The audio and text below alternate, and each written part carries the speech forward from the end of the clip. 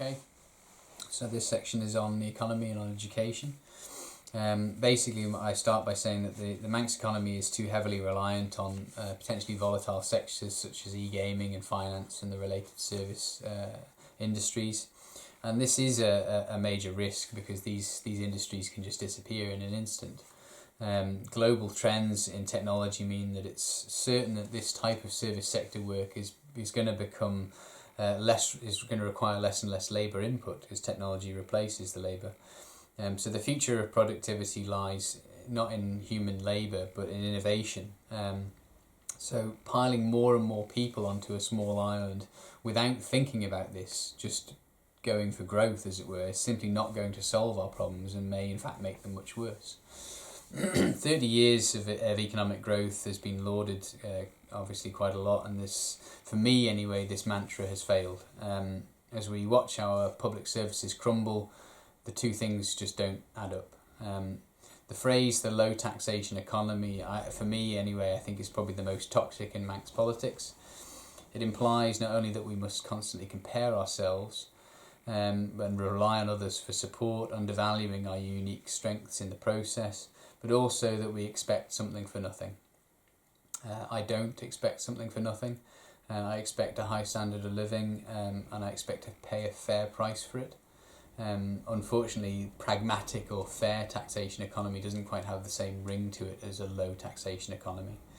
It doesn't matter how much growth we achieve if the portion of that growth that's needed to provide the services that we expect is not collected and spent as we want it to be spent.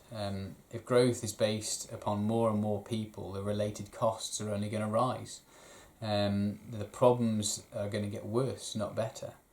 The underlying problem is that our high standard of living and public services have clearly never been based on economic growth. They were based on VAT income that we had no right to. The money is gone and the public have not been asked, what do you want to do next? A political decision was made and taxation was not open for debate. So everything was cut and we started to stealth charge for everything. Because we don't have a true political system, there was no debate on this. It has been implied that there's no choice, but that's just not true. We can look at other small nations for evidence, other small island nations like the Cayman Islands, who are further down the path of the low taxation economy that we are on. And the result there is extremely low levels of public service provision. They have a pensions crisis and a deeply divided and unhappy society. Alternatively, while far from perfect, Iceland is a small independent island nation facing many of the challenges that we do, and yet it has maintained some of the highest standards of living and productivity in the world. It had the strongest recovery from the economic shocks of 2008, and it has an extremely united and egalitarian and therefore happy society. The image below, which will be in the comment section below, is a snapshot of the top of the UN World Happiness Report from 2015. Switzerland tops the table, and it has been using direct democracy since the late 1800s. Iceland, which again as mentioned, is also a strong tradition of direct popular action, and that's in second place, and this is not a coincidence. The link will be posted below to the report. It's quite a long report, extremely detailed and scientific report into how to assess the way different countries achieve happiness for their populations, and I'd recommend you have a quick look. The Isle of Man already has a well-established small-scale high-tech engineering and innovation sector. This is exactly the type of business we should be trying to grow, because it is based upon people and their ideas and their productivity, and is therefore intrinsically tied to our quality of life. These production sectors have much deeper roots than sectors which are based largely upon fluid capital. The enterprise development funds needs to be closely managed in conjunction with our education system to ensure that the result is actually to our benefit.